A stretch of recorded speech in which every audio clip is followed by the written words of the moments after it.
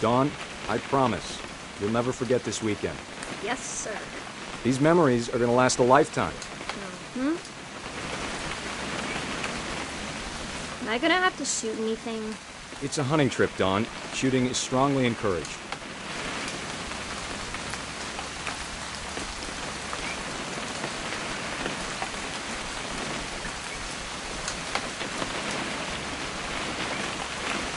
What?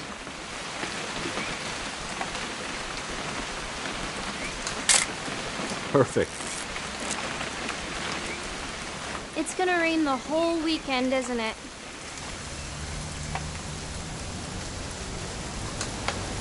Please just take the damn picture. Hey, language. Did you want to get a picture of me or what?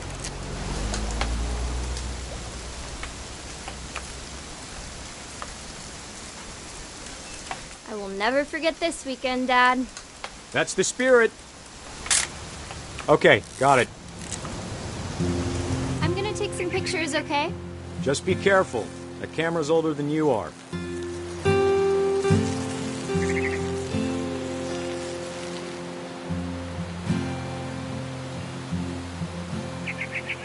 You're right, Dad. It's starting to clear up. Still freezing, though.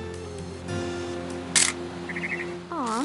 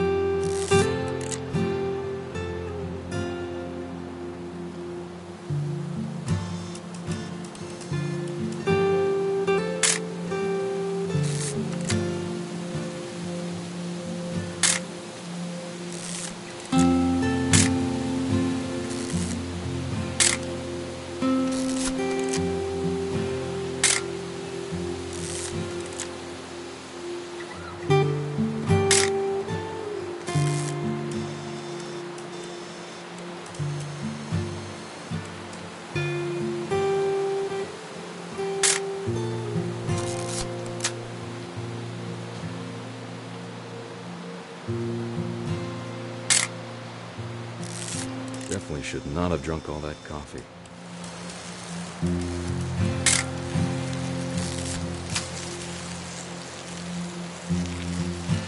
Nothing quite like being outside. Hey! That's a keeper. I'm just saying, I'm not always gonna be here, Dawn. You'll need to remember this stuff, if you want to survive. I'll be fine, Dad. You know who else thought he was gonna be fine? Some guy who died. Dawn, I'm being serious. I know, Dad. You're always serious. Doesn't being out here make you want to chill out? Well, to tell you the truth, I haven't been out here in 20 years.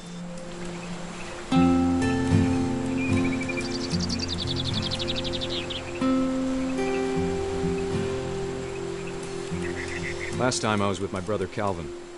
Man, that was a great trip. Your grandpa Sven taught us how to fish, how to build a fire. Dawn, don't you think you could find something more interesting to photograph? We found an old logging trail. There were deer everywhere. Dad! Good eyes, Dawn.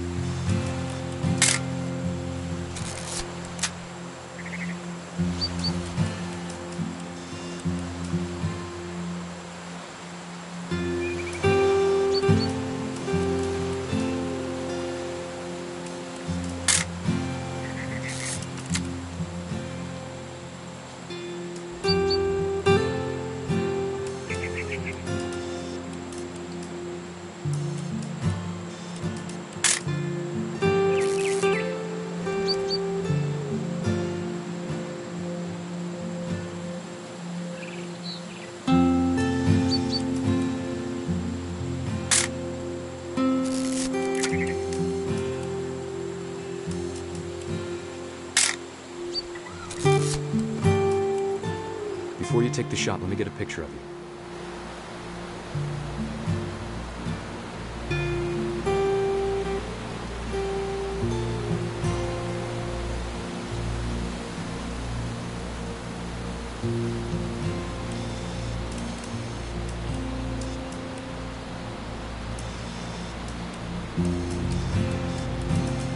Dad, I...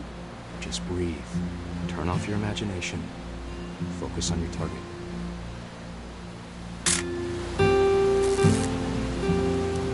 Let me get behind you.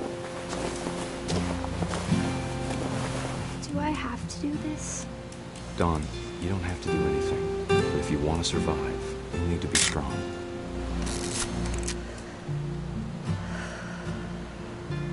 Now keep yourself squared up, elbows down, like we practiced. Whenever you're ready.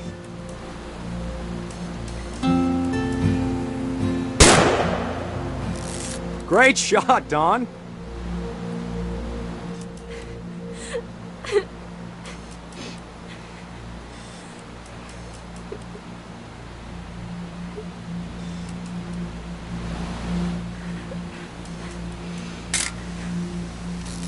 I'm proud of you, Dawn.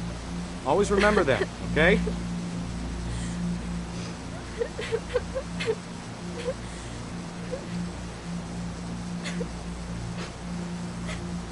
Sorry, Dawn, just gotta reset the timer.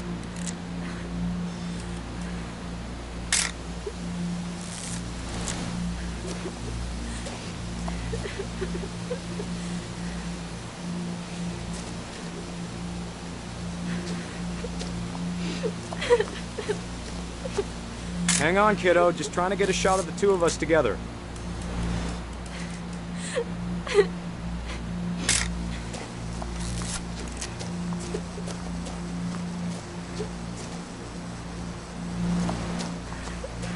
Dad, it's twitching. I think That's it's totally normal, Dawn. Just focus on the camera. Try not to think about... Dad!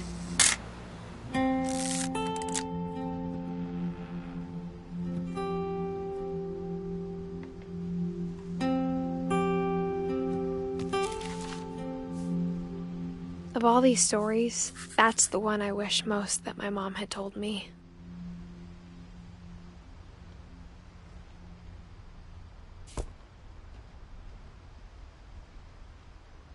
Sam spent his life shooting photos, but Mom said he got nervous being in front of the camera. I guess we're all afraid of something.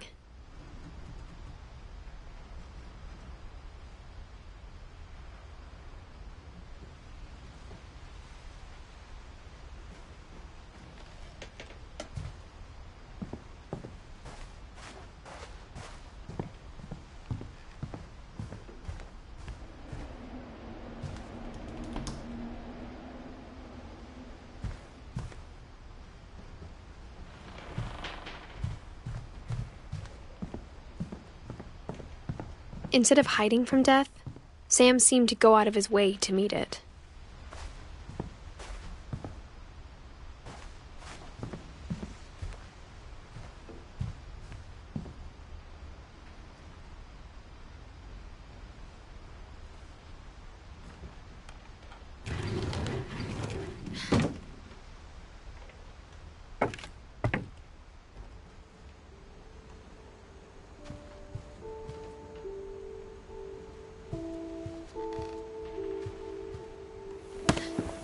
After Sam died, my mom and Edie got really close.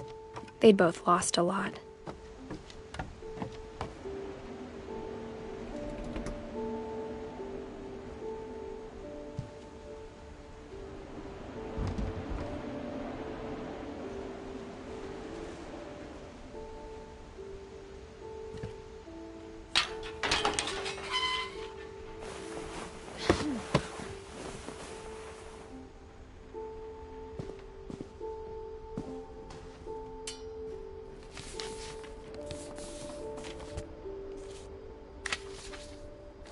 Dear Kay, do you remember the way Gregory used to laugh when he thought he was alone?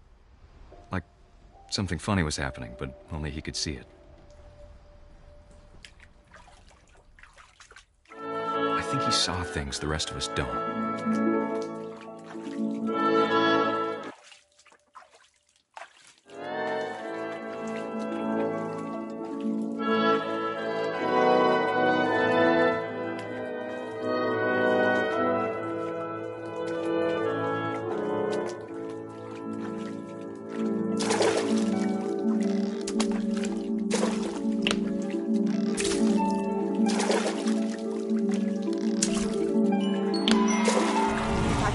Gregory, it's time to... Hold on, sweetie. Hello? Sam?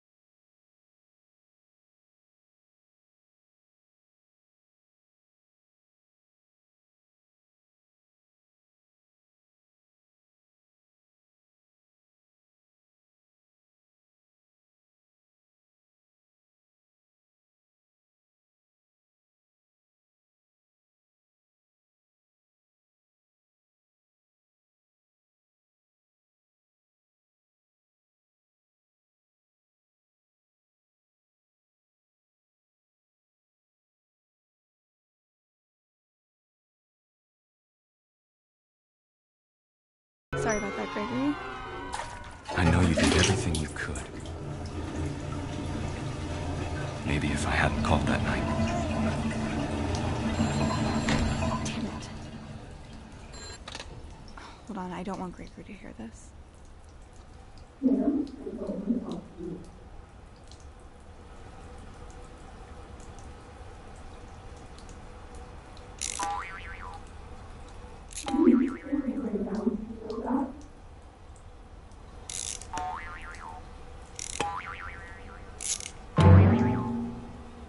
I wish he could have told us about the world he saw.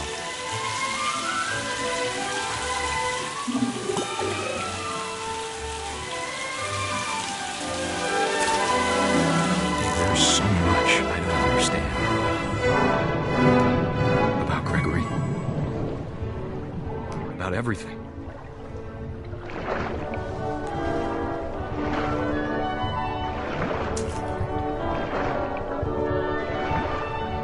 But I know what happened wasn't your fault.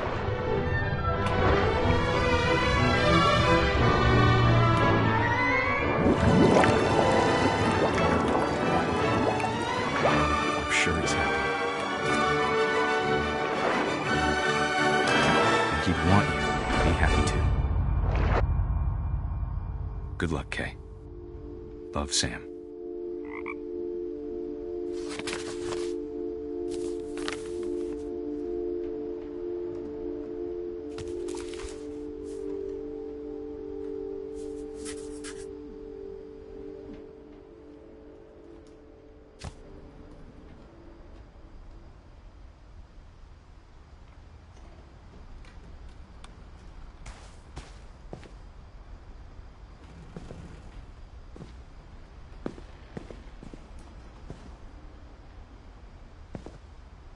I can't imagine my mom ever writing poetry, and yet...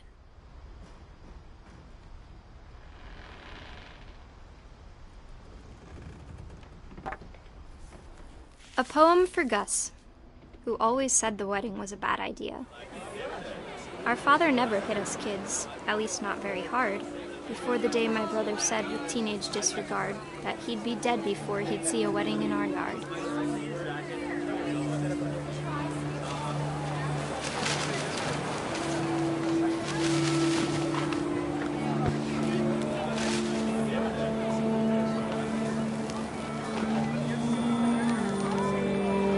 Father made him come, of course, but Gus stood far apart, just flew his kite and bottled up the storm inside his heart.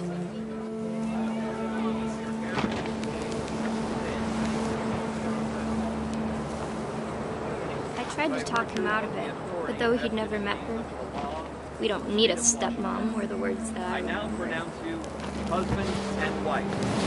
You may kiss bride.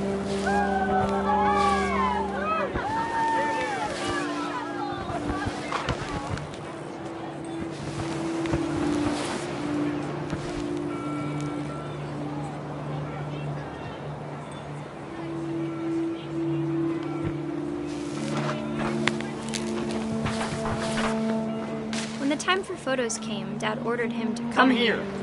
But Gus declined, and as a sign held up his middle finger.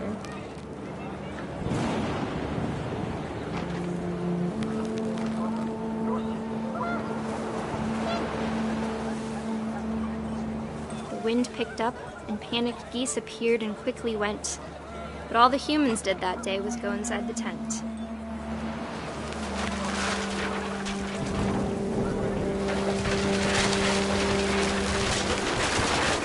Rain came down in buckets then, but no one seemed afraid that nature might destroy the tent our dad had crudely made.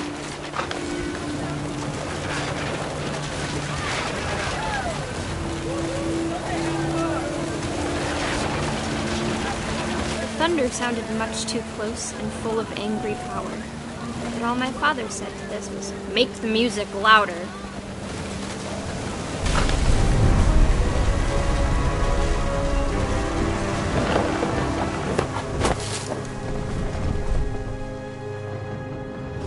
I wish that I could truly say I thought about you on that day. Out there on the beach alone, just you, the wind, the sea, and foam.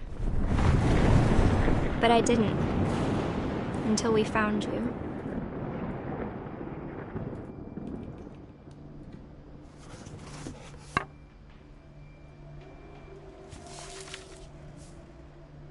She never talked about him, but Mom told me once if I was a boy, they were going to name me Gus.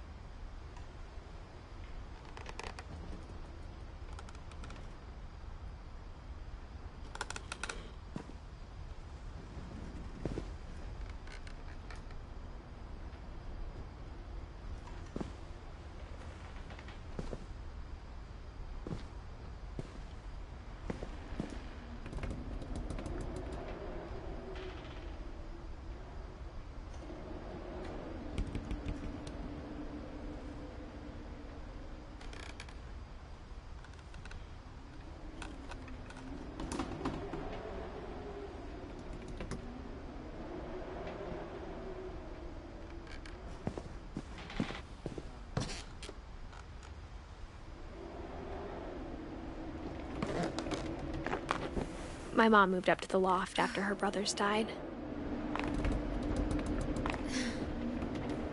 At the time, it was as far away as she could get.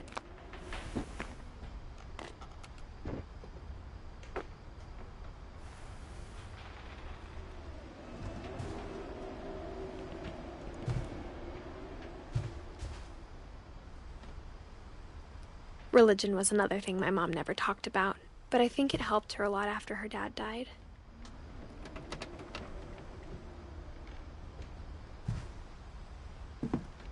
She spent a summer building houses in Calcutta, where she met my dad, Sanjay.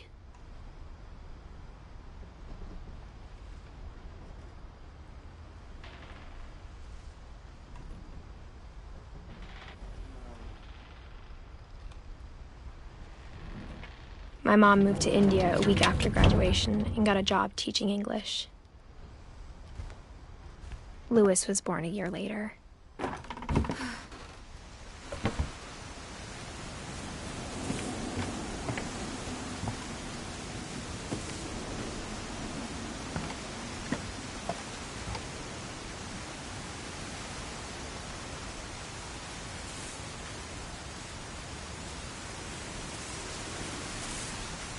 When my dad died, I don't think Mom knew where else to go. I'm sure Edie was happy to have her back.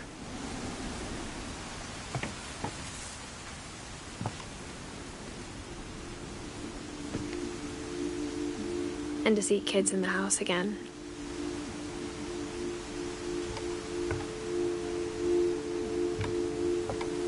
The house had to get a little bigger, but Edie was used to that.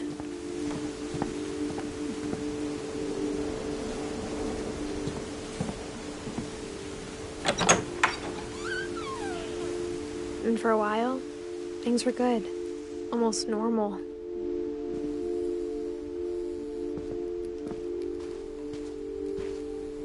But it didn't last.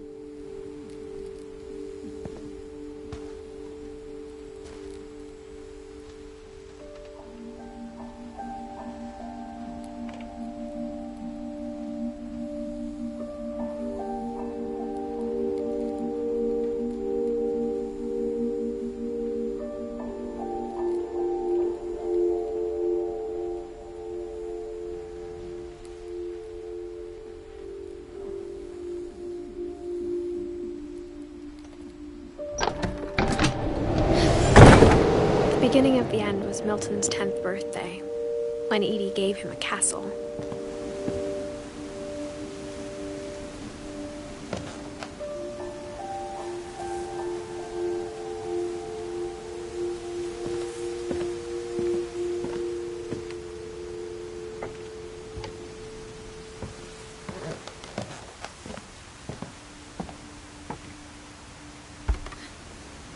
After Milton disappeared, the only thing he left behind was a room full of paintings.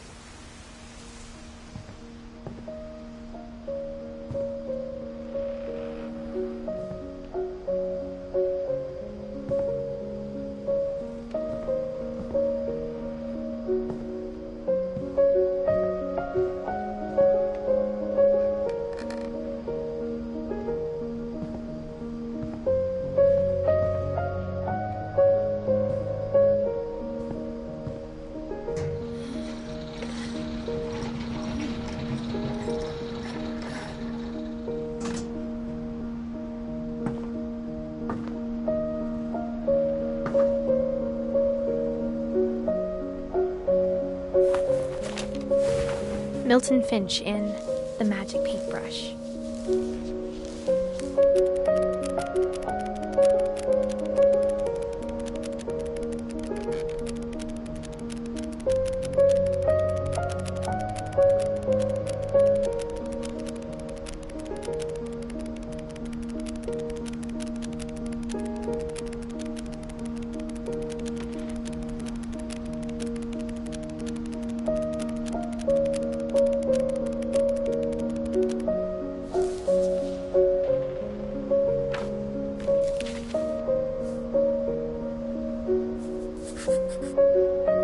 was 4 when Milton disappeared.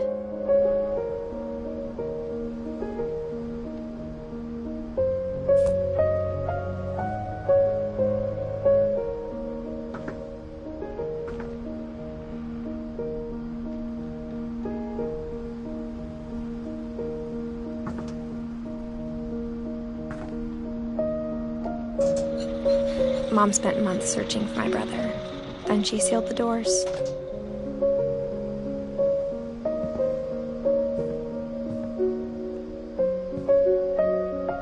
Whatever Milton had found in the house, Mom didn't want it getting out.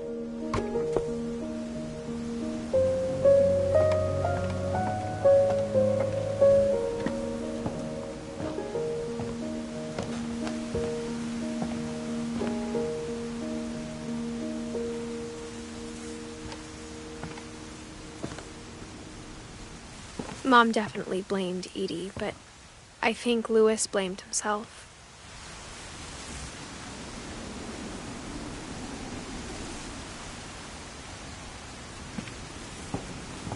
After he graduated, he just spent more and more time in his room, until Mom got him a job at the cannery.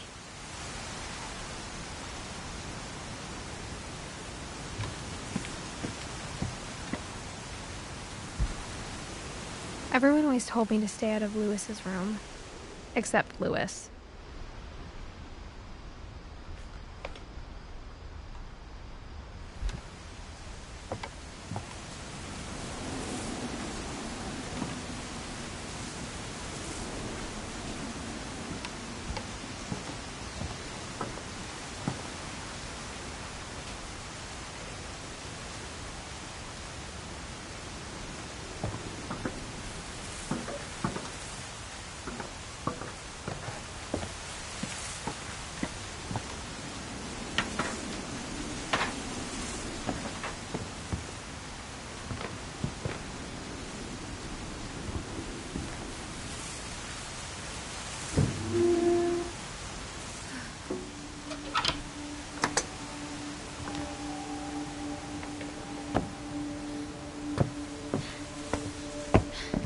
Louis's room smelled very, very familiar.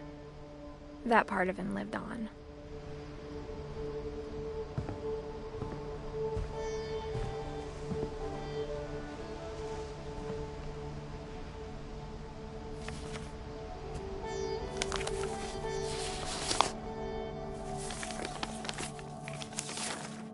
Dear Mrs. Finch, as Louis's psychiatrist, I can understand your desire for an explanation.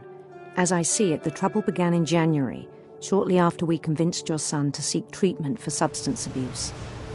Newly sober, I believe Louis first noticed the monotony of his daily life.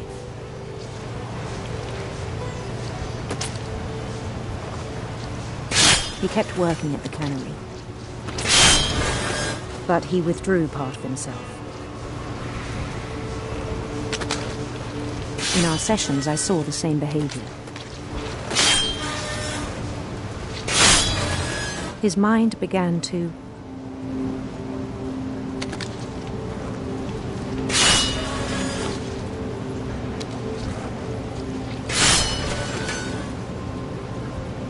wander.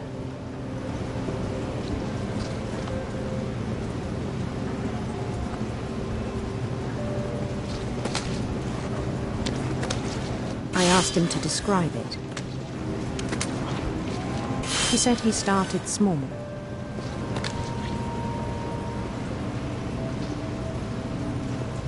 Imagining a labyrinth.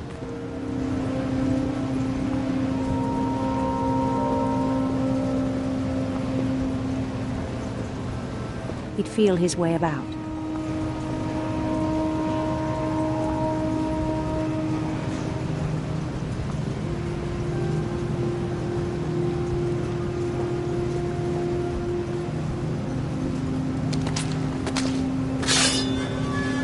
Then something moved. Bats.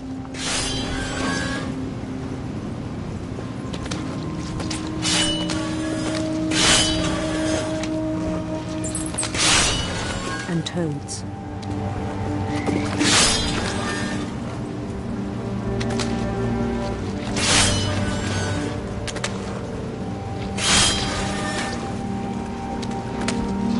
things that have not names.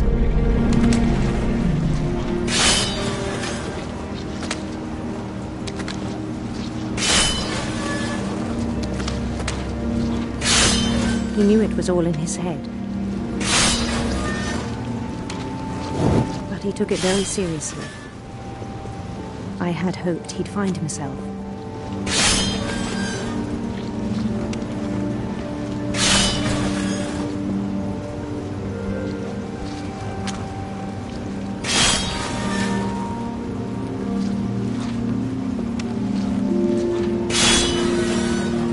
But he found something more.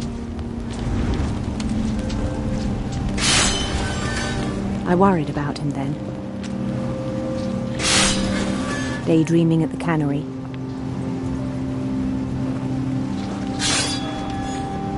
I spoke with his boss. But he said Lewis had become a model employee. Methodical, tireless, focused.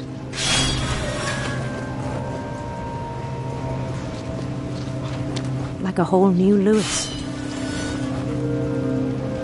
So I let him go on.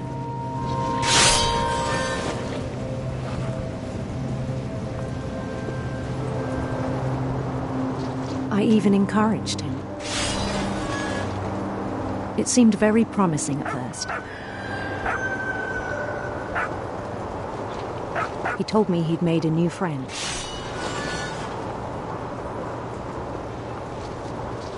On the edge of a city he named Lewis Topia. He built the city up slowly, brick by brick.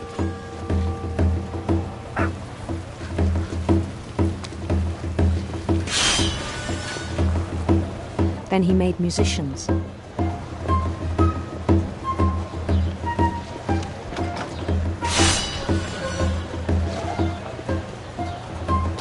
And songs for them to play. He talked about starting a band.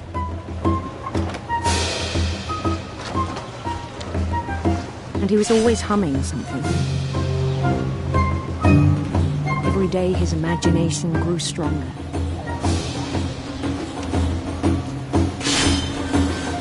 He no longer spoke at the cannery.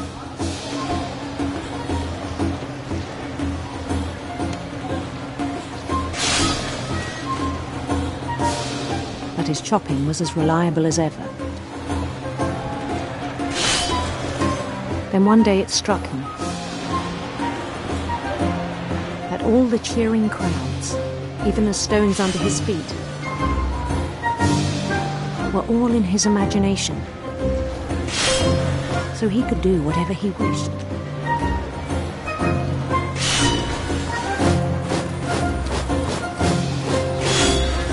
He held an election for mayor, and he won. They begged him to stay, but his mind was already wandering. It became a game for him.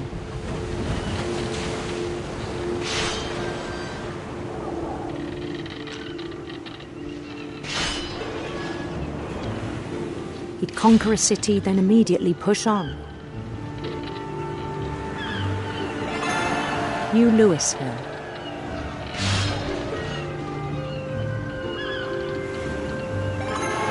St. Louis.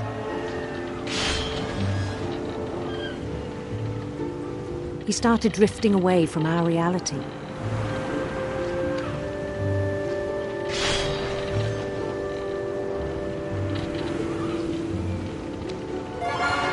Minneapolis.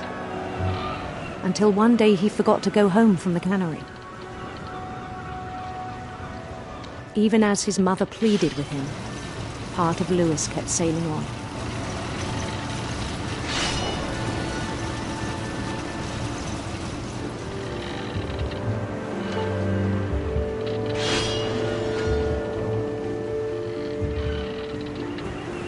In Lewisburg, he heard rumors of a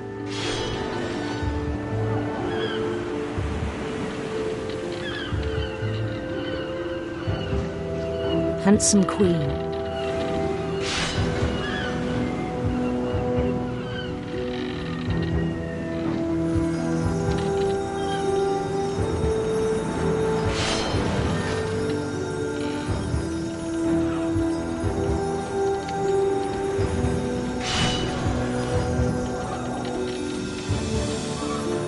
queen was on her own quest for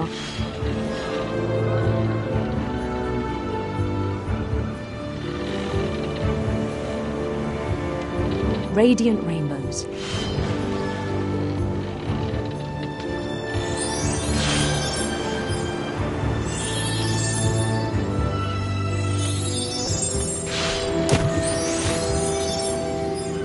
He followed the sound of her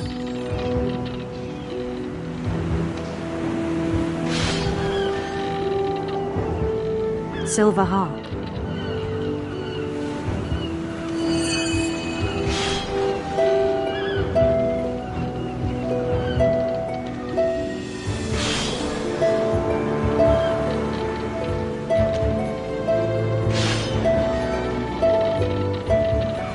His chase led him to a golden palace east of the sun and west of the moon.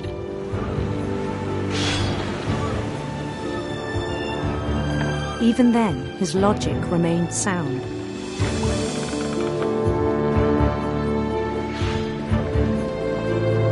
He knew the world was all in his imagination.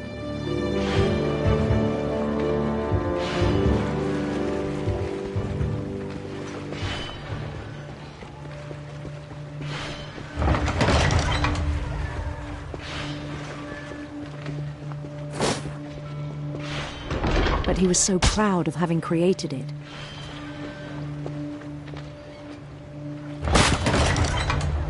In his own eyes, he'd become something greater than a king.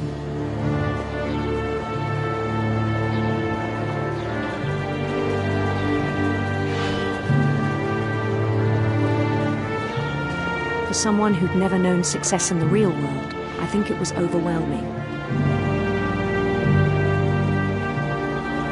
And then it struck him that the real Lewis was not the one chopping salmon, but the one climbing the steps of a golden palace.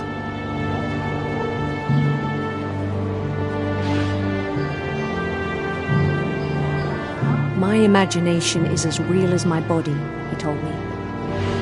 It was hard to argue with him.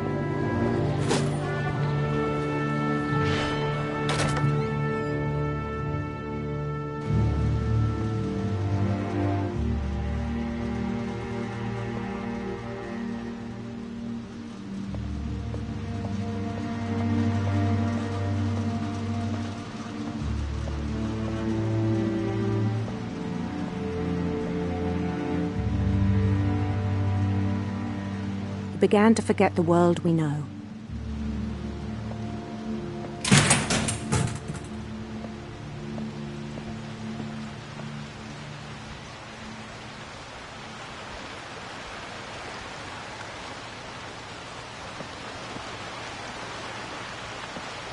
I think it pained him to remember Lewis, the cannery worker.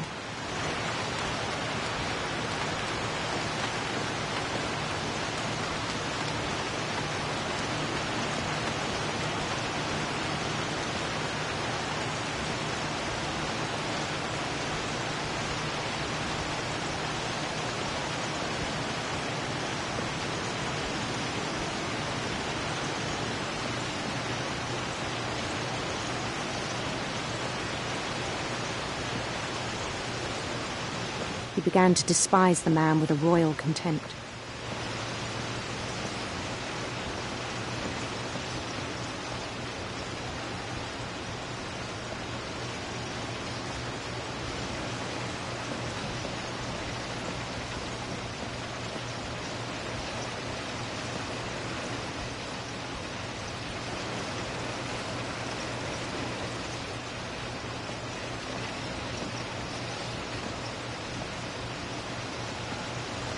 I still thought I could save him.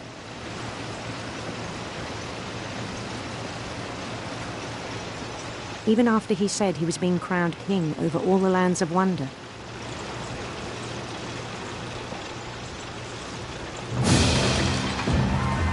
The palace would be packed with his companions.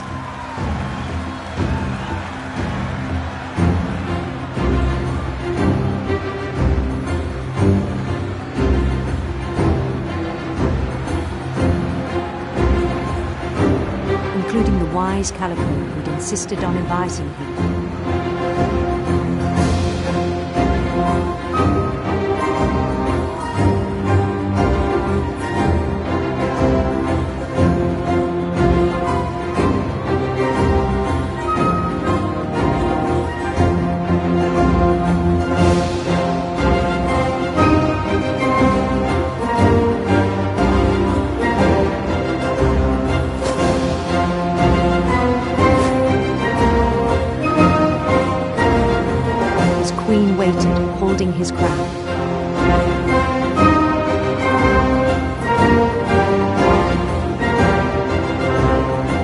was only one thing left to do.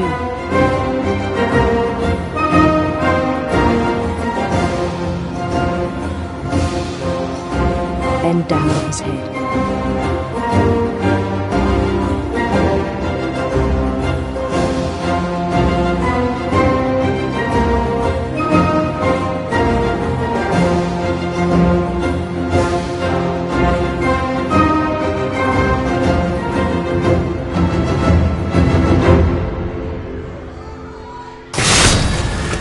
I think you know.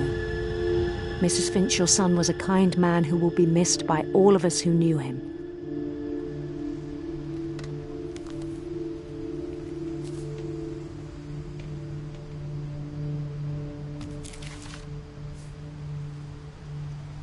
My brother was really cool. I wish you could have met him.